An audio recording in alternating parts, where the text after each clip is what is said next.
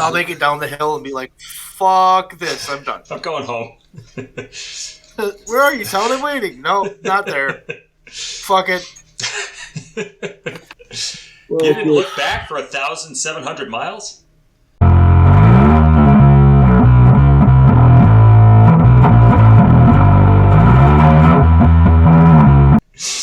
Okay, I'm just going to go. Hello, everybody. Welcome to the Wrestling Hour with the Brewd. I am, as always, Bud Robinson. To my left is Leon Robinson. Say hello, Leon Robinson. Hello, Rian, obviously.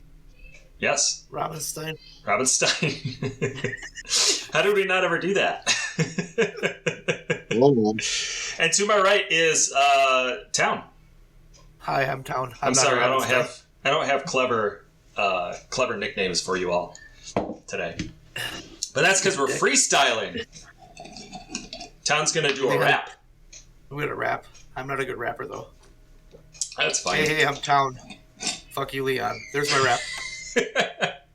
For the win. He doesn't even have a response. So actually what we're gonna do is we don't really know what to talk about, so we're gonna just kinda go off the cuff this week. I think that Leon wants to talk about Hook's haircut. I think so. Hook is one of the things that I want to talk about. No, his haircut is stupid. We don't need to waste time on it. What do you think of Taz, Leon? I don't know. You don't think know? Taz should have got a better push? Or was he too short? What if Taz was 6'7"? World champion? Dude, I don't know. It was fucking weird because came in looking like a murderer and then they just have him lose right away. Wait, no, they had him beat Kurt. Yeah. But then he really didn't do much else. I mean, it's Vince and it's ECW, so like he didn't make ECW, so that means that he pretty much shit on all those guys. Yeah.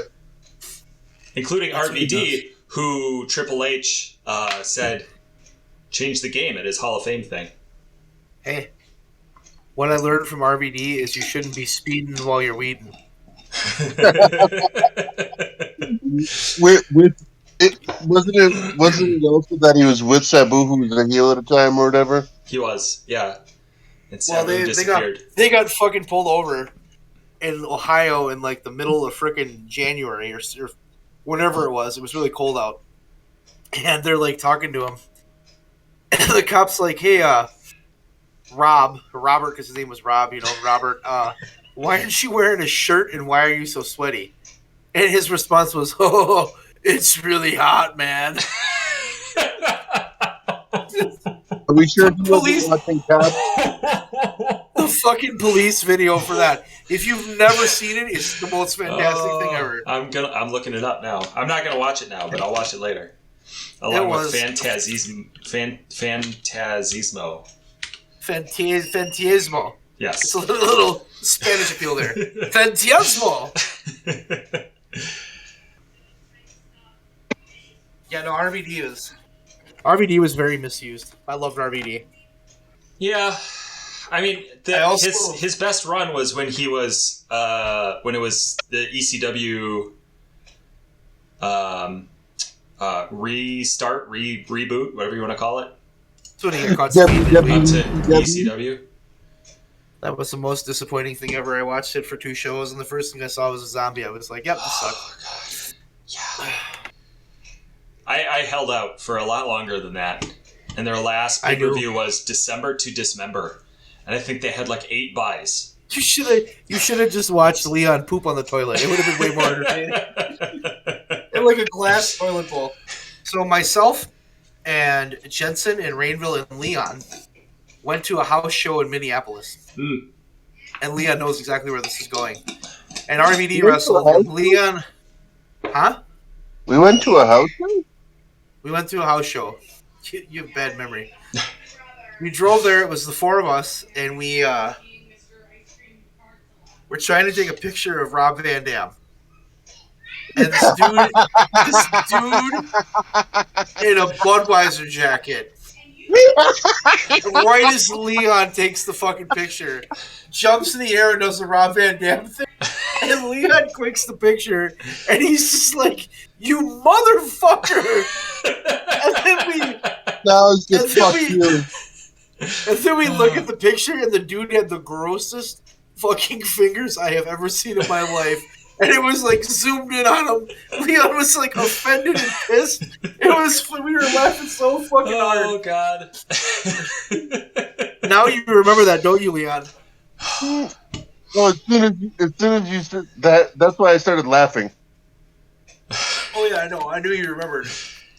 That was fucking hilarious. I don't think I have any. The only time that I ever got close to seeing him. Wasn't you motherfucker? It was just fuck you. No, it was you, motherfucker, and then it was fuck you. Because he had a sign too. He kept holding a sign up, and he was sitting. Leon's 6'9", 6'10". Yeah. And this dude has a sign up. It's right in Leon's fucking vision. I'm like, and he just turns and goes, "This guy has a fucking sign at a house show. What are we doing?" Oh, oh God. that was a fucking hilarious night.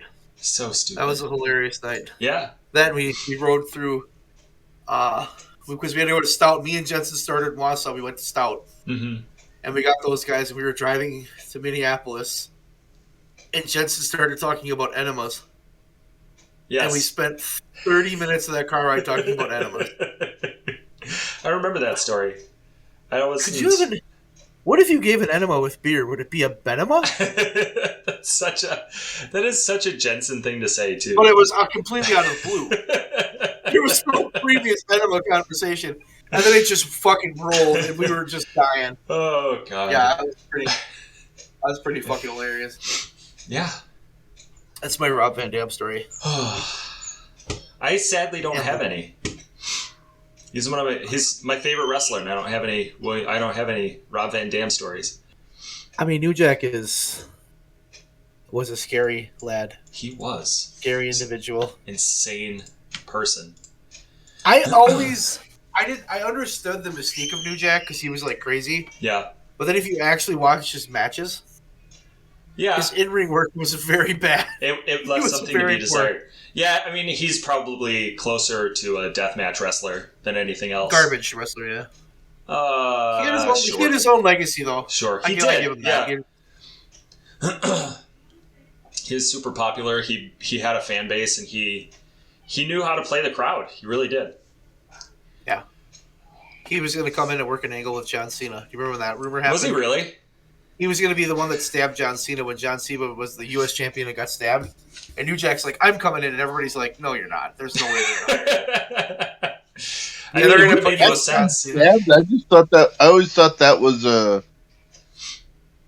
he was actually stabbed. No, it was don't you, they said he got stabbed and they brought in, Carlito had a henchman that supposedly stabbed him. Yeah, that's right. Okay. The way that was sounding just now, like, I thought you were saying it like it was something that actually happened. My bad. Well, the angle happened, not the actual stabbing. Okay, gotcha. My bad. Yeah, that was a stupid angle. A little bit. That was a really stupid angle. There's a lot of those.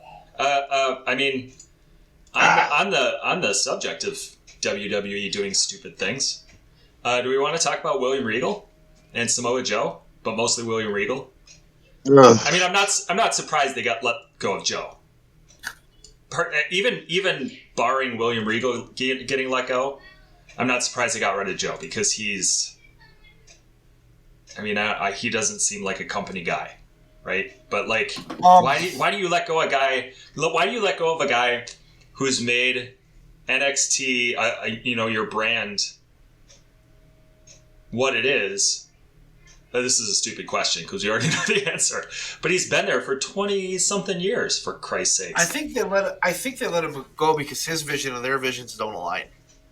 Yeah. I think they truly want to go back to like 2002 to 2005 where they were bringing in guys that had no experience. Mm-hmm. We're going to train them our way, and then they'll do it our way. Yeah. Those are the guys that they want. Now, the problem is you get a Brock Lesnar and you get a Randy Orton, who I'm much nicer to than I was years ago, mind you. Yeah. And you get sometimes you get a couple guys, or like a Batista, Mm-hmm. But then the question I have for you is: Batista was a really good WWE superstar. Was Batista a really good wrestler? He was a great entertainer, and he still is a great entertainer. Like he's in movies and stuff. He's doing great. Yeah. So, but they don't want a Daniel Bryan. They don't want a Kenny Omega. They don't want a guy like that. They want a guy that has the look and the star power and acts like a star and doesn't care about wrestling, cares more about the other piece of it. I mean, if you watch NXT right now, it's the most blatantly obvious thing in the world that they don't care about. They have a vision of what a wrestler is. Mm-hmm. Let me rephrase that. They have a vision of what a superstar is. Superstar, They don't care about wrestlers. They do not care about wrestlers. They want superstars. Let me ask you this. Why. Do you think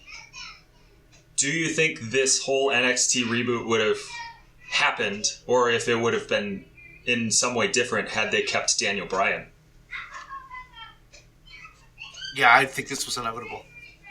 Yeah? I think this has everything to do with that everybody wanted to watch. Mm-hmm. That's what I was gravitating towards. You and I think Leon, did you watch a lot of NXT initially? Not initially, but I mean during like Balor and Joe. That's what I mean. Yeah.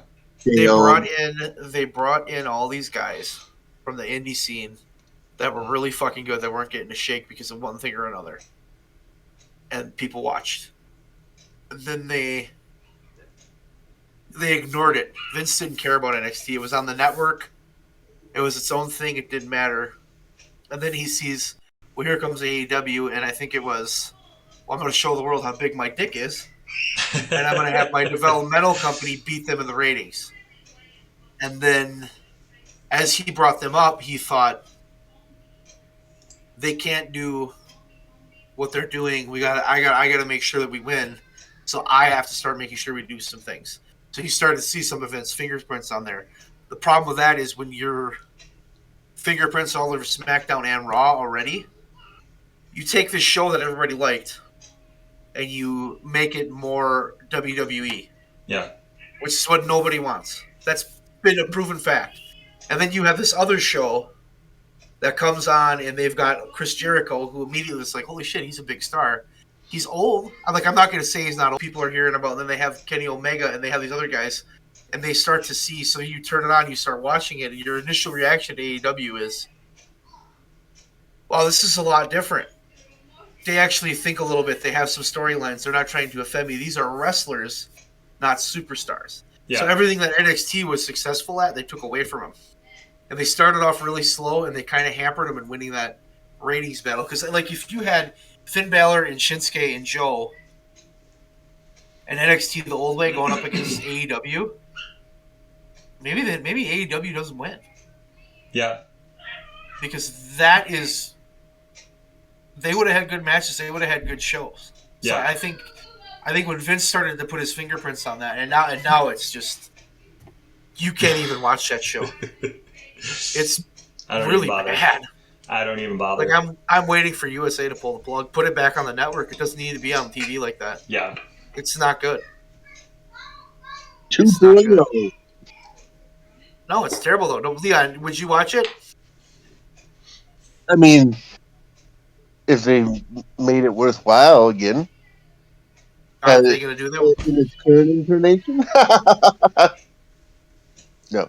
I mean, maybe if Triple H comes back, and maybe if he gets control of it, and maybe if Vince, focuses more on WWE, with his SmackDown and Raw. Do you think it's Vince though, or do you think it's the direction of the company as a whole?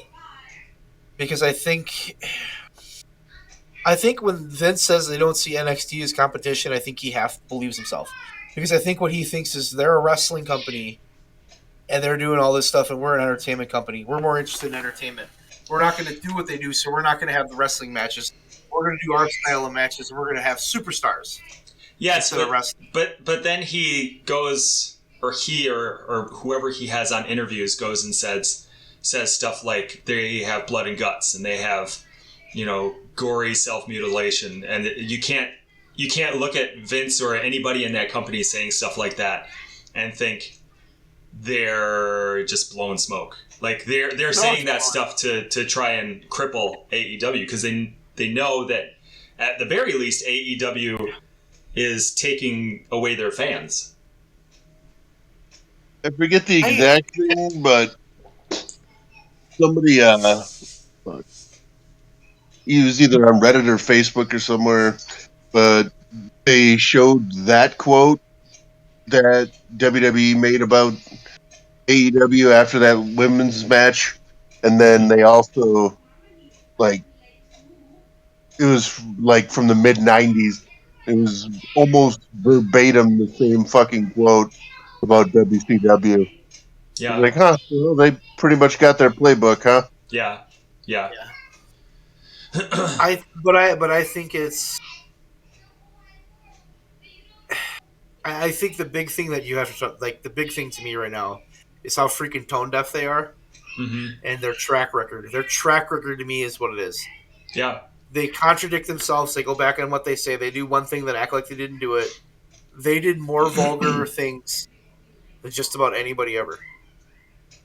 Katie Vick. Yeah. That was not Attitude either. That was PG. That wasn't PG. Was it? That was post Attitude. That was ruthless aggression. Oh, that's right. That's right. But that was it was so bad and it was vulgar just for the sake of being vulgar. It had no real. And I think that's like one of the things you missed, like in the Attitude Era, was there was vulgarity, but it kind of fit the times and it fit the stories. As opposed to the Katie Vick thing was like, this is uncomfortable. Yeah. You know? I mean, that one was bad. There was other things.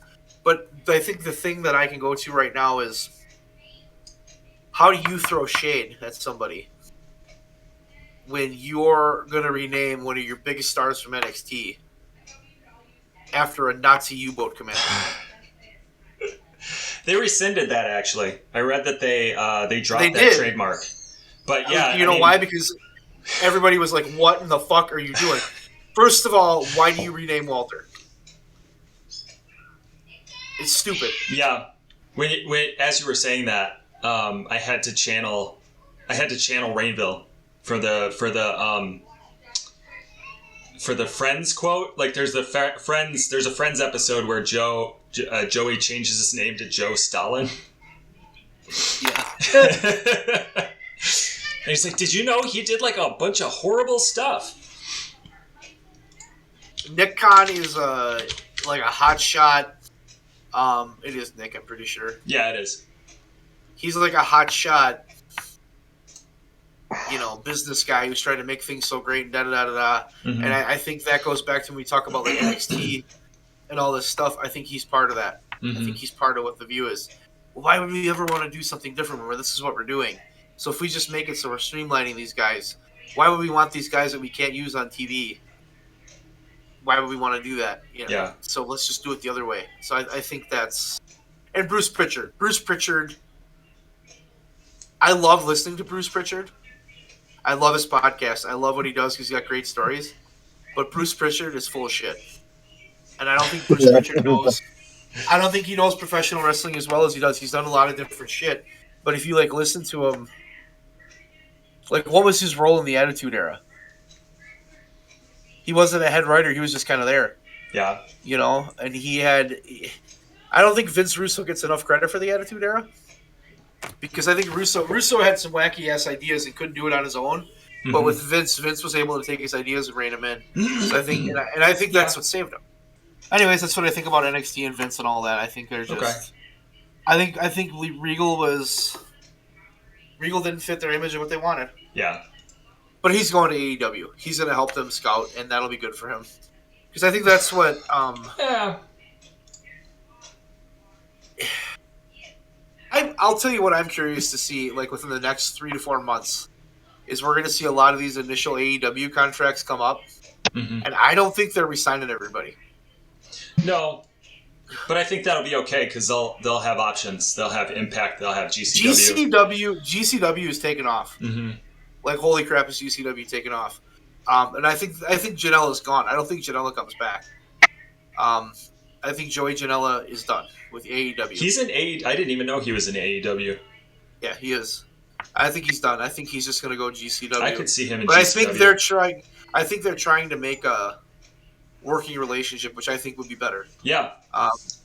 And then there's a couple other guys that you just watch, and it's like they've been there for 3 years. Leva Bates, the librarian. Oh yeah. She is very unique. Her gimmick does not fit her. It's a very weird gimmick on her because she's got like blue hair and she's supposed to be a librarian. And I think like she's another one that I just see. I don't see them re-signing her. Yeah. You know, I don't. She hasn't done in 3 years. And I like her. I wish they were trying to do more with her, but there's a reason they're not. And I don't know what it is. So, but I look at a lot of those things and I see a lot of those people that are going to start to get pushed out. They got their moment in the sun and they're kind of done. But I think a lot of those. I read a thing on Reddit maybe a few weeks ago where somebody was commenting that the some of the guys, I assume like Joey Janela and them are losing they're afraid they're losing their spot because they're getting called out. You know, they're getting flown out and then they're not getting used on the show. And I have to imagine they're getting used on dark. Yeah. But I have to imagine a lot of those folks they're going to go to the places that are open, NWA, GCW, you know, like even ROH. I don't know what's going to happen with them, but they have a card scheduled in April. And I have to imagine that if they're not belly up by April, they're going to be better off, assuming they play their cards right. I just feel like there's so many places to go. The wrestling business is so healthy. Yeah. More so than it's been in a long time. And I think the thing that Impact's going to benefit from is you're going to get some new talent that's ready to go. Yeah. Some of those, like Peter Avalon. I love Peter Avalon. I think he's a great heel. But he's just not. You don't even know who Peter Avalon is. I don't. You said that, and I was like, why am I making that face? I don't know who that is. He looks familiar. Yeah, he's in AEW. He's a guy that, if given a chance, like he can do some stuff. I think AEW came in and they really were a secondary promotion. They were like a really rich, like mid-level, not even a cult, like a regional promotion. Yeah. That suddenly got a little traction because they had TV and they exploded so fast. And suddenly, well, we can't put Joey Janela on TV because we have to put Adam Cole on TV. And we have to put on the Young Bucks and we have to put on, like, there's people there now. They have stars. They have a Bryan Danielson. They have a CM Punk. They have an MJF. They have an Orange Cassidy. You knew I was throwing it in. They have a Kenny Omega. They have these guys. But they suddenly don't have. If you didn't break out of that pack, you're just kind of there. Yeah. And I think those are the guys. And I think they're bloated right now. But let's see what happens if they start to get rid of those guys. Because you can tell certain guys they have a plan for. Like Brian Pillman Jr. And Griff Garrison. They have plans for them. They're slow building those guys as a tag team. Yeah. Which I think is amazing. That's one of the things I love about it. And so there's other guys that are just going to be forgotten. Yeah. You know? Unless they move them somewhere else. And that's what they're going to do. I think that's the big thing. I think you'll see a fair amount. Which is good, because that'll make, you know... I like Peter Avalon. I know you don't know who he is, but he's a good guy. He's an interesting worker. And he's a guy that, like, if he went to Impact or, like, a Ring of Honor or a GCW, he could find a role as, like, an upper mid-card heel. You know, he's never going to be, like, a top draw guy, but he could be an upper mid-card heel who did some pretty good stuff. Yeah. But I think there's a fair amount of guys like that. So. Yeah, I would agree. I think that they have, like you said, they have a very... I think bloated is the right word. They have a bloated roster right now because they've picked up a lot of these folks, and with all of the releases last year, they benefited from that, and also you know, they picked up a lot of guys who probably will, in a year or two, head somewhere else. Yeah, and I also think they did a really good job though of sticking to the guys they had. Yeah. Because the guys that I'm looking at right now, like the Darby Allin, the MJF, the Orange Cassidy, the Jungle Boy, those are the guys they're building. Yeah. And that's working really They're well. Leon, still are you working trying to eat your phone? Leon, are you eating your phone? No. Sounds So like you're he- nibbling so on he your is. phone. Yeah, that's a definite. It's fantastic. Leon, what do you think of AEW's bloated roster? I mean, their YouTube shows and everything, they got enough room for people. He's right. I think Leon's right too. I think that's the case, but I think some of these people, like Janela, wants to be on TV, Yeah. and I don't blame him. And being, it's not even necessarily that he wants to. I think that he can be on TV and he can make a draw. Like, he can draw people. It's just a matter of being on the right show. I think he should go to WWE. Perfect. Yeah. Yeah, I think so too. Vince would love him. What is he, like 5'6"? Kind of out of shape. What's your gimmick? Perfect. I don't know. I'm crazy. Yeah, boy. Make him eat what- hair. What gimmick would Vince give Joey Janela? Dentist. He already did that. I don't think it's a dentist. I don't think that one's a new age enough. It's got to be something that's new and modern that Vince doesn't understand. But he came from AEW, and there's a dentist there who's really popular. I'm waiting for that. We'll have our own Britt Baker. I also want to say, I don't know when we're putting this out, but we just witnessed the Dynamite where Orange Cassidy put Britt Baker through the table. Did you watch that one? I haven't seen it yet. Okay, well, it was behind. fantastic. It was a great moment. And Cassidy and Adam Cole are going to have a lights out match next week. Oh, excellent. And I'm stoked for that, and I'm like 100% convinced that next week Orange Cassidy is going to be the first person to pin Adam Cole. He could be. Because it has to happen. He could be. Because this feud has been totally one-sided. Cassidy has to get his win. Yeah. And then Cassidy will become the number one contender and beat Hangman Adam Page and be the champion for 4 years. You heard it here first. And he'll beat Bear Country after taking 4 pile drivers and not selling them. And Hook will just be at the top of the ramp with his thumb up. Yeah. And Give him the thumbs up. he'll be the new best friend. Hook and Orange Cassidy will win the tag team championships. And Leon will die. A little bit inside. So I was scrolling on the subject of the AEW, which we almost always are. Wait a minute. On the subject of the AEW. Yes. The AEW. Let's say it like that. I like that. So have you all heard anything about Bully Ray? Yeah. I know exactly where you're going, but go ahead, bud. So apparently, for anybody who's listening who doesn't know what's going on, this is probably like 4 weeks later, so how did you not catch this? Bully Ray went on to his podcast and said that so I listened to like a 2-minute clip of it, so I know that I'm probably getting some stuff wrong. But apparently he thought that Mox should have apologized for leaving. And I think that his the thing he kept talking about was credibility. He should have was it credibility? I think that's what it was. He kept accountability. That's what it was.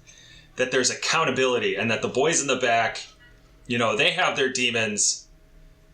They have their demons and they didn't get them fixed up or whatever. He can get them fixed up. And I'm just like, man, I have my thoughts. I wonder what your thoughts are. Leon? Just thought it was pretty tone deaf where he was talking about how, like, they use it to they use the term demons to talk about, somebody's got drug issues or alcohol issues or Tommy Dreamer not being able to stop eating issues. And I'm like, I don't know if I haven't heard it. I've just read it. I don't know if he was trying to make a joke about Tommy being fat but it just felt tone deaf as fuck. Yeah. I think Bubba Ray is Bully Ray. Pardon me, I call him Bubba Ray. We're gonna get sued by a copyright thing.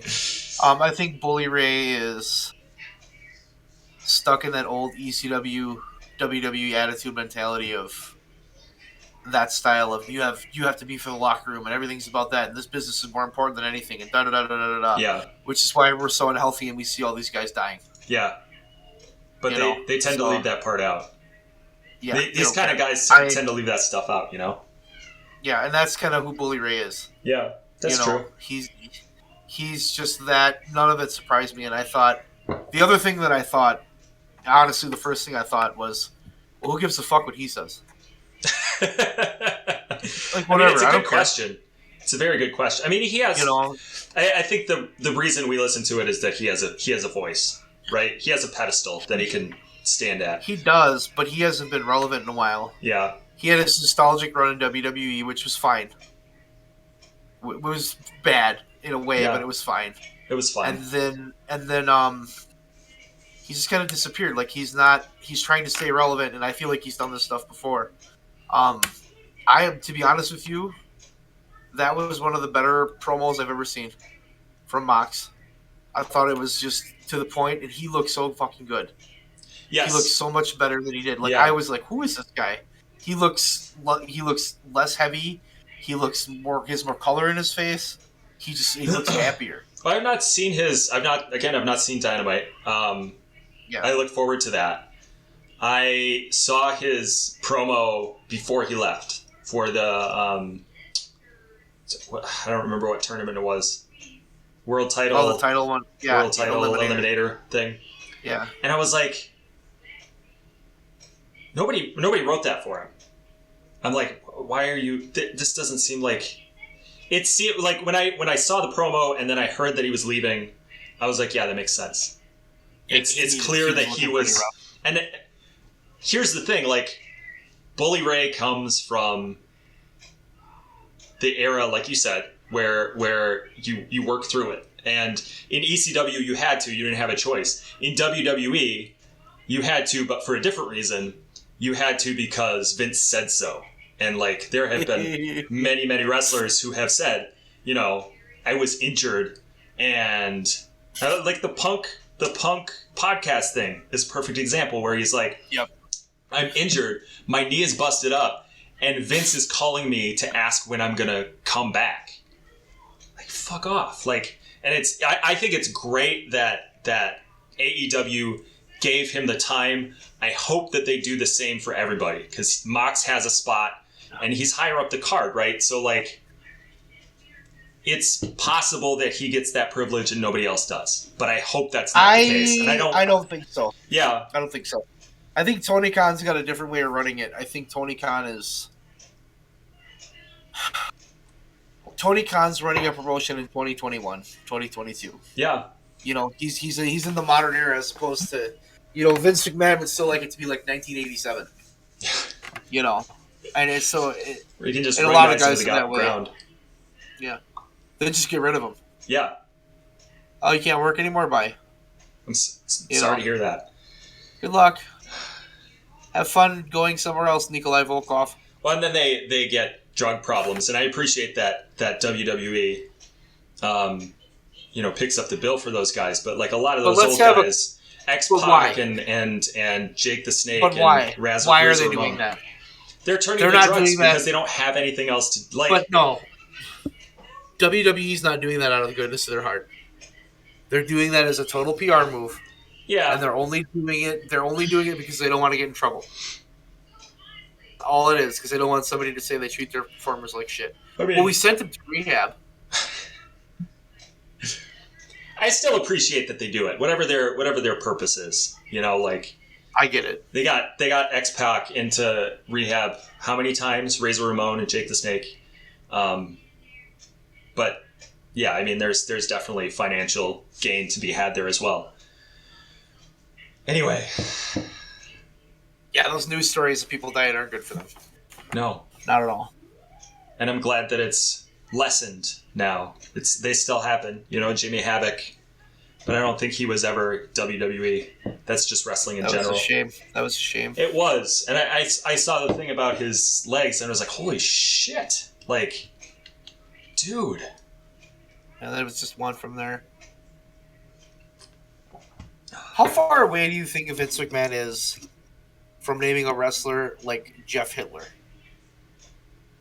I think he would have already done it if he didn't have people in his corner saying that he shouldn't. Like, it's a great name. Steph it's a great or name. Triple H. Could you just imagine sometimes they have to be in those meetings just like, what the fuck are you doing, old man? But he just has a circle of people who go, yeah, okay, yeah, sure. Because that's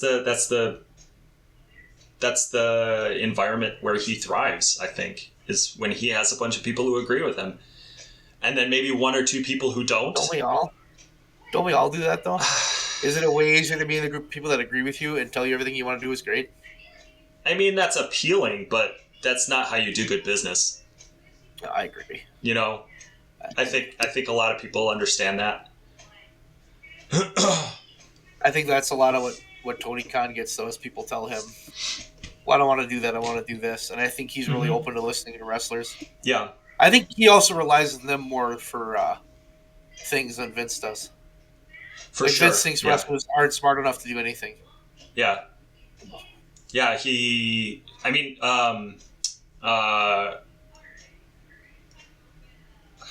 so I read a tweet recently where somebody, I think it was in relation to Big Swole, where she had complained that they didn't have scriptwriters, and somebody responded to that saying, well, that's part of the reason why AEW is great. Like, not everybody can cut a great promo, but there's a lot of talent back there who can and can help you with it. And I think that's where you get better promos. It's where you get Jon Moxley promos and CM Punk promos that are so great, because they don't go by a script. Well, they feel it. Yeah, exactly. Not a fan of the Big Swole's in-ring work. Yeah. Just not a fan. She was before my AEW tenure. But I like watching her. Mm-hmm. I like her at the same time because she's got like this attitude. Uh-huh. Her attitude is fun. She's not very good in the ring. And part of that could be who they put her up against. Because she fought Nia Jax way too much. Sure. Not Nia Jax. What's that woman's name? I get them confused. Nyla Rose. I confuse those two constantly. Right. Yeah. You even said Nia it, Jax, I thought Nyla Rose. Yeah, Nia Jax is... Poor Nia Jax. Should have been in development for 12 years. Where is she now? Is she on the main roster? She's at Leon's house. What'd you say, Leon? Everybody's freaking out that she'd announced a new ring name. She's like, "That's my name, you fucking idiots." I don't think she's looking to wrestle anymore. No. Nia Jax? Yeah. I don't. Correct. Am I missing something? What happened with Nia Jax? She got released because she's fucking terrible. Okay. Well, I knew that. I thought that maybe she had like gotten into a horrible injury or something. She's been having some issues with Charlotte. I see. Yeah, which is why she got released. Yeah, if you mess with Charlotte, you get released. Yeah. They were potatoing each other a little bit.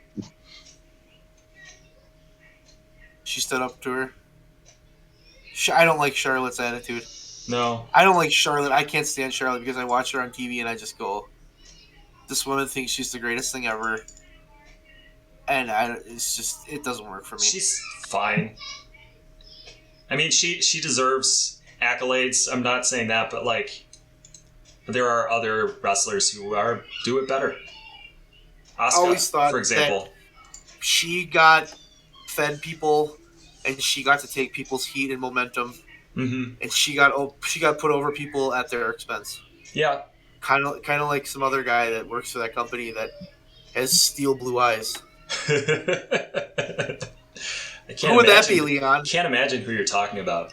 Nobody on that roster has steel blue eyes. That's bullshit. What about the big dog, Roman Reigns? The big dog. He's What do they got call him now? contact. What do they call him now? Leon, what do they call Roman now? I have no idea. Still the big dog, or is he? No, last I was watching, he's the tribal chief. The tribal chief is what I heard. Yeah. All right, good for Roman. That's great. I mean, it's great for him. I'm glad that She WWE essentially likes is- him, but She's essentially the female Roman Reigns. I would agree. Yeah. That's her I don't like. Yeah. She's no Britt Baker. Britt Baker is the best. I love Britt Baker. I've heard that. Not like Tony Schiavone loves Britt Baker, but I love Britt Baker. Their relationship confuses me. I don't entirely so understand perfect. it. It's so perfect that when Adam Cole comes out and says, "Stay away from Britt." Like, oh my god. It does totally work. I agree. The highlight this week for me on Dynamite was watching that mixed tag match with Cassidy and Statlander against Adam Cole and Britt Baker. You know, And they're doing this. They're doing this spot off the ring apron, and Orange Cassidy yells, "Statler, double team move!" So she does like this flip off the rope, or off the apron, like the flip she does where she lands into a kick. Yeah. And then Orange Cassidy acts like he's gonna do something. He just puts his hands at his side and falls off the ring apron. And then Excalibur just goes, "Oh wow, Orange Cassidy with that low impact offense." And I'm like, that is the most perfect thing ever. Ever. If they had a low impact offense t-shirt, I would buy that fucking thing in 10 seconds. Michael Cole would have. I'm imagining how Michael Cole would have called that, and he would have sold it like Orange Cassidy just killed himself for the. I just kind of casually fell off. And that's what makes Excalibur amazing. Excalibur is great. I love it. He is my favorite announcer. Yeah. Even if Leon doesn't like him. Were you Leon, happy? do you like Excalibur? Who said I didn't like him? Oh, he does like it. I don't know who you like anymore. We just like poking you. That's really it. Yeah, we do like poking the bear. Were you happy to see that Chris Jericho was back on commentary? I don't know if he is this week, but he was last week. I hate him on commentary. I hate him on commentary. I love Chris Jericho too. I love him, but on commentary, I just can't deal with him. I don't remember hating him all that much this week. He goes into full ham mode on commentary. Into what mode? Hard. Full ham mode. Full. Yeah, he does. And it's hard. It's just hard to. It's hard to deal with. Yeah. It's true. Hard to deal with. So you shared your favorite thing this week, and my thing didn't happen this week, but I watched it this week. Oh no, that's not true. I watched it last week, but I want to redeem myself because I forgot these people's names last week on our show. So I watched. I've been trying to power through Wrestle Kingdom 16, and I got through the first night. I'm not on the second night yet. I remember watched that. So and so versus so and so. Katsuyori Shabata defeated Ren Narita. I am not familiar with either of these guys. I'm not trying to say that I am. But Katsuyori Shabata came back after a pretty horrific injury. I'm going to look it up here. I heard about that. I know of that. And he was Yeah. out. He was out for 5 years. Yeah. They had him in brain surgery like the night that he got it. And he came back, and they... Have you ever seen that match? I have not. Oh, God. That should be an upset, but anyhow, yeah. I'll Continue. I'll look it up. I've got the thing. Or whatever. So anyway, he came back, and they were gonna do it was a wrestling holds only match, right? those were the rules, because he came back against Zack Sabre a month or two ago, and that's what it was. But it was a 5-minute exhibition match, so it was the same thing, but it was a 20-minute match. And he came out and he grabbed the mic before the match started, and he's like, "No, we're gonna do just a regular wrestling match." And so they went, 12 minutes. And he just basically went into business for himself. It was a good match. I mean, for a 12-minute match, and I have to assume he's been in the ring since then, since before this. But yeah, it was an excellent match. I enjoyed it. And I just thoroughly appreciated that he was like, no, that's okay. We're going to do a wrestling match. I'm glad you just remembered his name this time. Yeah. Oh, I don't know that I wouldn't have remembered it. I pulled up the Wikipedia page. I was just going to say you have notes in front of you. You heard it here first. Bud Robinson uses Wikipedia, the most reliable source on the internet. I mean, but it's the right match. I mean, I double checked it. Did we ever look at Leon's Wikipedia page? Does he have a Wikipedia page? Should he have a Wikipedia page? Probably. Yeah, I think he should. Leon Robinson is a backyard wrestler from Wisconsin who now lives in Las Vegas. And as long as it's factual, they can't take it down. His best friend is a dildo. Leon Robinson. Oh, fuck right off. There's a Leon Robinson. It is not the same Leon Robinson. Not the Leon Robinson. Not even close. What if it was? You would have shit your pants. I might have. I might have shit my pants. A big fucking goofy grin. A big Leon goofy grin with a wave. Ah! In the most messed up photo ever, because none of our images from WWE were very good. No. Very pixelated. We had bad cameras. Now we'd be on YouTube. Yeah. Anyway. What else you got, bud? What else do I have? So yeah, we're waiting. Okay. Yeah. Sure. Shoot. So recently, again on subreddit, and this is why I suggested it a few weeks ago. I was like, I found an article about deathmatch wrestling, and they have pictures, and I was like, oh Jesus Christ! I stay away from deathmatch wrestling, and I looked at these pictures. I was like, holy shit! But once I got past like the initial like gut reaction, I was like, how do these guys keep each other safe? And so I posted the question on Reddit, and actually I got some pretty awesome responses from guys who are deathmatch wrestlers. And the one most interesting thing that came up a number of times was a lot of guys see it as safer because a lot of the injuries that they sustain are like surface cuts, or even like the really nasty ones. They can still get them. They go to the hospital and they get them stitched up. Whereas guys like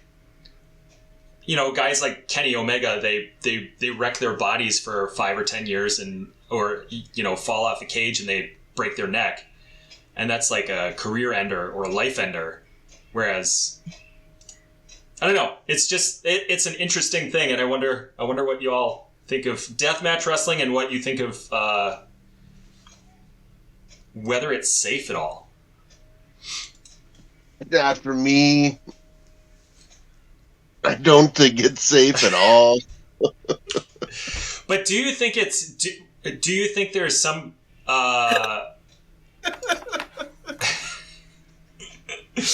I can already tell you guys aren't taking me seriously. I'm telling you, this is really interesting. Like, the idea that a surface injury cut, and not all of them are, is safer than, say, like Daniel Bryan, for example, doing a headbutt 200 times and winding up with a career-ending injury, or possibly worse, like in the case of potentially Chris Benoit. Well, that's definitely Chris Benoit. That's the thing, though. Those guys dive off of shit and through shit all the time too. It's not like they're just hitting each other with light tubes and and barbed wire. Like, they're diving off shit, through shit. Yeah. Like, so that kind of moots that point. It's an interesting point to make, and I can see. Like, I can understand the argument. I just disagree with it. Yeah, I guess my issue with that argument is if I'm a deathmatch wrestler, I'm still a wrestler, so I'm still doing all the things that everyone else does, but then I'm adding in all these dangerous things. Yeah, but are they though? I think a lot of these deathmatch, like, look at, okay, so I can't say anything about Nick Gage, not Nick Cage. Nick Gage is fucking insane. But like Nick Gage is not doing. I don't imagine he's doing as many moonsaults as, say, Kenny Omega, or even like. But he's still taking those bumps. He's still taking those bumps. He's still doing those dives. He's still doing unprotected headshots, which to me is like. Yeah. In 2022, we should be doing unprotected headshots.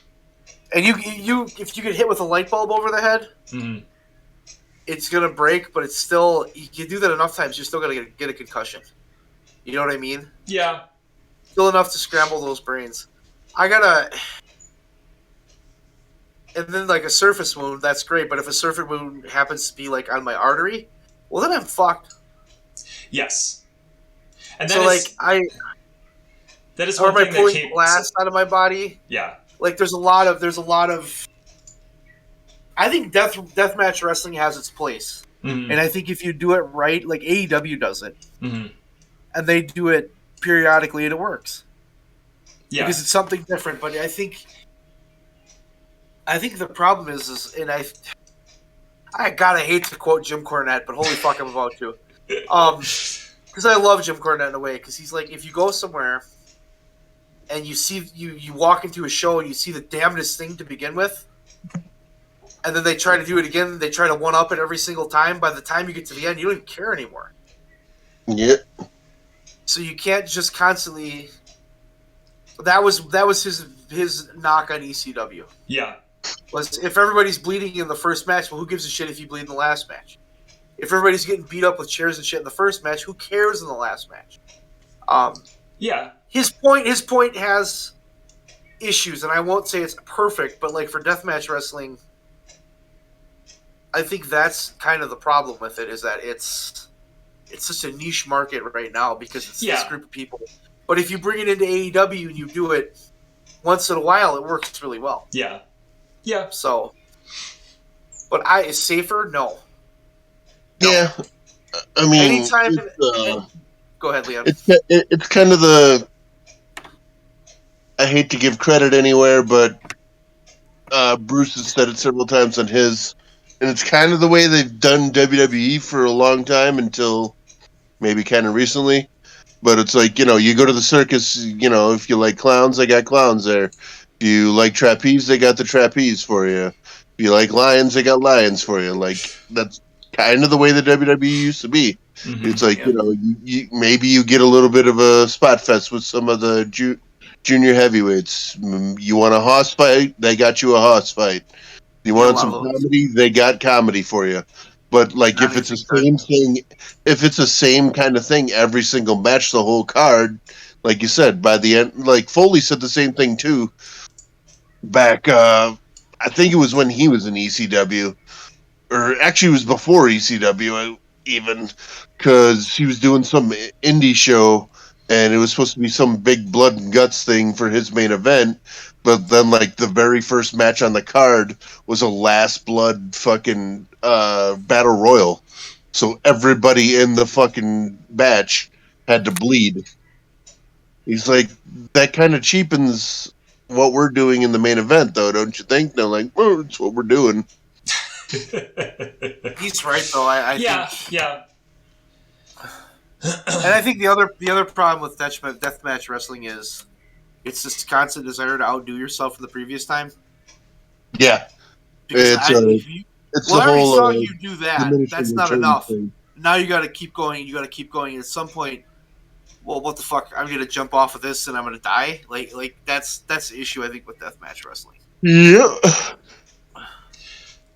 Yeah, I mean, I You get can your only- argument, but I don't know that deathmatch. Again, this is not my depth, but I don't think that deathmatch wrestlers do that necessarily any more than, say, the Young Bucks. I mean, the Young Bucks do something like that. Kenny Omega does things like that. Daniel Bryanson does things like that, where he's constantly trying to improve. He's trying to improve his game. They are improving their game, and the deathmatch wrestlers, the way they have to do that is by a scarier stunt and a more dangerous stunt, because we've already seen the stunt before, so the stunts keep climbing. Whereas opposed to the other guys, they have to try to improve their moves or the way they put a match together. So it's not the same. You don't have to put your life at risk the way those deathmatch wrestlers do. I'm not opposed to deathmatch wrestling. I want to say that right now. Like, I get it, and I think if I had a ticket to go to a deathmatch show, I probably wouldn't go, because it would be like, come watch 9 death matches. Oh, well, fuck. After 2, I'm not going to care anymore. You know what I mean? Yeah. That's the problem with it. If you're going to take a show that has that, I think that's really where AEW has been successful. Is like Leon was saying, we have a little bit of everything. You know, you can get your hosts, you got your hosses, you got your spot monkeys, you got your mat workers, you got all those guys. Yeah. And then you throw in a death match or something like that. I think that's how it works. I think death matches are a piece of it. I don't think they can be the whole show. So Yeah. I don't think they're safer. I think they're more dangerous in a different way. I think the two have different ways of hurting you. But I'd much rather not have a light tube jammed up my ass. I'd rather take a weird bump. You know? Yeah. And like hurt my back or something, as opposed to, oh yeah, I had to go have rectal surgery because this light tube went up my ass crack. You know? I mean, Yeah, just scream blood. That was a weird noise he just made. I like Leon. it. Okay, I think it was a good transition to. The only other thing I really have is what do we think is going to happen with Ring of Honor? No idea. Okay, so Yeah, that's our show.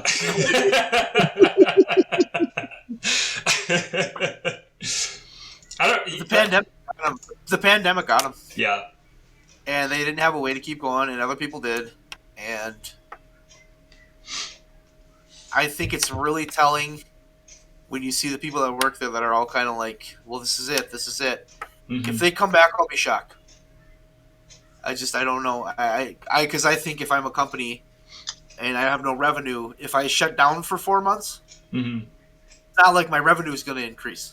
Yeah. My expenditures might go away, but I'm also not making any profit. Well, they were still paying their guys though, so they still had the expenditure. They just didn't. They weren't putting on shows. I mean, Until now, they their, fired them December. Yeah. I don't think there's a place for him. I don't think there's a place. They're gonna go back to super indie status. They're basically going to be what they were before. Only, they're not going to have people under contract, so it's just whoever they can book on any given night and just put together a show. Like, it's not going to be. It's not going to be like WWE or AEW where they got their constants and they have long running storylines and shit like that. They're just going to be putting on shows now. Which I don't think there's anybody else doing that right now, except for indie shows, obviously. But like, yeah, as I said, it's super indie. GCW has their like almost running it like I guess like MMA or boxing, but with wrestlers, where you don't have these long storylines. You just have matches that are going to draw. Are they going to draw though? Because who are they going to get? Who are they going to get? I don't know. I don't know. Because I think there's no spot in the market for them right now. I think other than what Leon said, they do have to be a super indie where they just bring guys in that nobody knows. Mm-hmm. Because AEW and WWE are cemented right now. They got their spots. They got their guys. if they want to handpick you, if they decide, if AEW gives you a call and says you need to come here, well, I'm not going to say, well, I'm committed to this ROH, I'm not going to come. Because Tony Khan would still let you come. But you know what I'm saying? They're going to go. Yeah. And Impact is essentially the land of misfit toys. Love Impact. I'm glad they're doing more now than they ever have. Mm-hmm. I like them better than I ever have. I don't, they're not great, but they're not bad. But they're kind of the land of these guys don't work anywhere else. Here they are. Yeah. And I think that the up and comer right now is GCW. I think GCW's got momentum, and I think they're going to fill that role that I hate to compare them to ECW because I don't think they're necessarily ECW, but I feel like they're going to be that third promotion. Yeah. Like that one in the background that's not quite on the level. Because Impact, I would say Impact's fairly big. They don't have a huge following like the other two big ones. Yeah. But I would say they're clearly number 3. They're clearly number 3 in this country. Mm-hmm. And then I think GCW is they're kind of booming. I think they're going to be the hot spot. I think Janela going over there full time is great because that gives them a guy, and they can start to build some people around them. Their issue is going to be they're not going to hold on to anybody because all those guys are going to want to move up to one of the other 3. Well, I mean, that assumes that we maintain this idea that AEW is the spot, and I don't think AEW wants to be the spot. You know what I mean? Like, I don't think that they want to be the end-all, be-all. Everybody wants to work here. Vince does, but they don't. I think... I don't know. WWE has such a strange opinion of what they want out of wrestlers, and I think they're almost eliminated from it because they're not going to steal indie workers anymore. No, they're going to sign people that are big. Yeah, make them into wrestlers. We're going to make them superstars. So I don't know. I think it's interesting, but I think you're right. And I also think AEW is more willing to work with people. Yeah. Like Moxley going to the GCW show. Mm-hmm. Or NJPW. Yeah, there's a lot of options. So I think Ring of Honor is kind of, they had their moment in the sun and time's kind of passed them by. Yeah. They for a period of time they were the it company. Mm-hmm. But now they're really not. There's a couple of it companies, and they're just not one of them. Impact is not an it company. Impact is surviving. AEW is an it company. GCW is an it company. Yeah. So, yeah. I can't wait until they do Okada and Punk. Okada has called out Punk and Danielson on Twitter. Can't wait for that to happen. They do. They're trying to do that in AEW. I mean, I could see them doing with them what they did with Moxley, where they do some program in NJPW and they do some program in AEW. That'd be sweet. I think Punk and, at the very least, Danielson has already expressed interest in working NJPW, so, he's obviously in the want to go. They both will. Yeah. I think if GCW really wanted to turn the corner, they would offer a boatload of money to Orange Cassidy and make him the world champion and just put him everywhere. I was going to laugh at you for that, but that's not the worst idea. That's actually a really good idea. It would work. Yeah. If Orange Cassidy wins the AEW championship, I'll lose my shit. Maybe Vince will get so desperate he hires Orange Cassidy. No. Except Vince would never get that character. He would know what the fuck to do at all. So what, you're a slacker? I don't know. You like orange juice? Whatever. Yep. You're friends with an alien? Sure. Then he falls asleep in the meeting. That would actually be fitting. He would last about 20 minutes. He would get the starter pack for sure. Or Vince would just be like, let's make him be sleepy. Old Man Winkle. We can counteract Orange Cassidy. We'll make this girl who was 1,000 years old, now we'll say she's just tired all the time and put her in pajamas. What the fuck am I watching? Done. I still can't get over Braun Breaker. I think I talk about this every time. That's stupidest fucking name. Braun Breaker. My name's Steiner. No, it's not. Braun Breaker. You just hear him saying it. You know how he fucking said it in the meeting. Yeah. You know how he said it. Yeah. And then Von Wagner, like, what the fuck? Oh, they're so bad. We need an Italian guy. We'll call him Tony D'Angelo, because what sounds more Italian than that? We'll make him a mobster. On Reddit, somebody, right after the Walter thing, somebody posted a fake image of Tommaso Ciampa getting called up to the main roster as Luigi Pepperoni.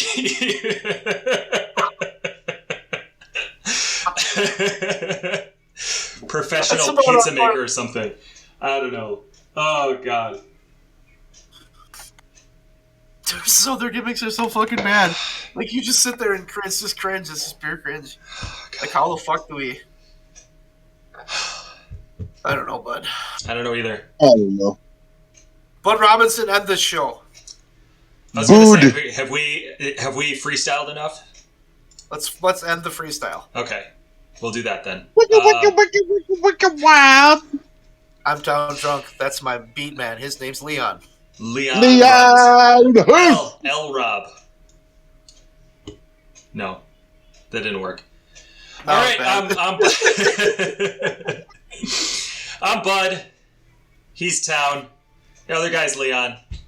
We'll see you later. Leon. God bless Orange Cassidy. God bless Orange Cassidy. God bless Orange. I thought you were scowling at us like an old timer.